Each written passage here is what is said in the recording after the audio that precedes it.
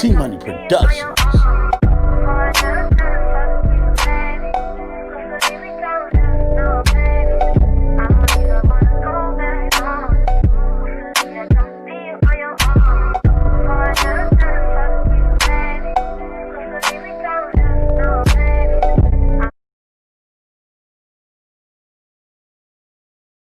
Talk about surprise teams in the NFC. We just heard from Dan Quinn. What do you think?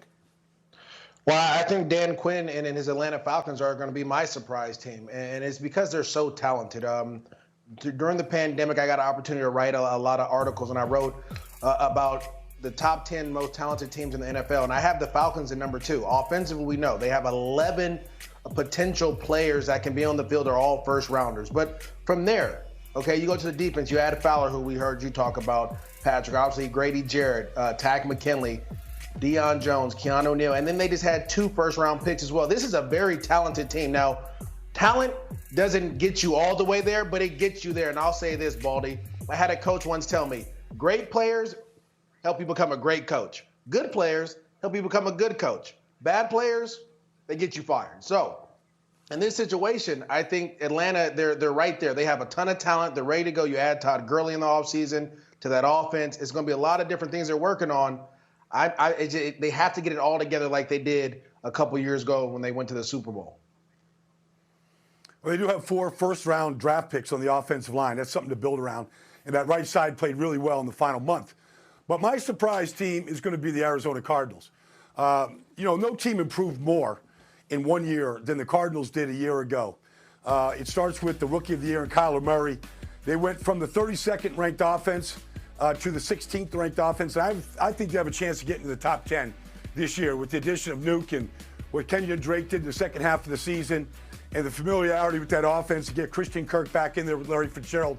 I think they're going to be dynamic. And then they have playmakers on defense all over the place, including Chandler Jones right there, who had 19 sacks and 8 forced fumbles a year ago. And he may have a chance this year to add to that with Isaiah Simmons coming in, Patrick Peterson a full year. I love the way Budda Baker plays. I think the Cardinals are going to surprise a lot of teams. They went up to Seattle in Week 16 last year. They knocked off the Seahawks. I don't think they fear anybody, and I think that's going to be a fun team to watch and follow throughout this season. What is up, everybody? It's your boy, MrTMoney1993. And my thoughts on this real quick is that Maurice Jones-Drew, is doing Maurice Jones-Drew type of things. The Falcons have talent, yes. That's never the knock on them. The thing about Atlanta is that they are always weak mentally. When something goes bad for them, it can be one injury, it can be one bad game. Their season is going down the toilet. Atlanta's weakness is that they are mentally weak. And it's been like that since they had Dan Quinn and really since they had Mike Smith, that they just are mentally not able to go through stuff during the season. So they would be out, and that's not just talking as a Panthers fan. That's talking as anybody who watches Atlanta Falcon football. Now the Cardinals, I can respect that pick. I can respect that pick from Brian Baldinger. Adding Hop to the mix, you never know what that offense can do. So I definitely am not hating on that choice. Another surprise playoff team to me in the NFC. Of course the Panthers, but I ain't gonna go like that. I could see the Bears making the playoffs.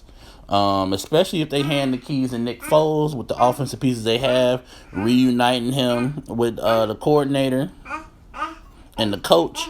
I definitely could see that being the move, being the wave of the Bears somehow getting in the playoffs, maybe even stepping up over the Vikings, who are missing Diggs. But anyway, that would be my 2 choices. Would probably be the Bears and the Cardinals, of course the Panthers. But hey, this is my MrTMoney1993. Appreciate you for listening. I'm out.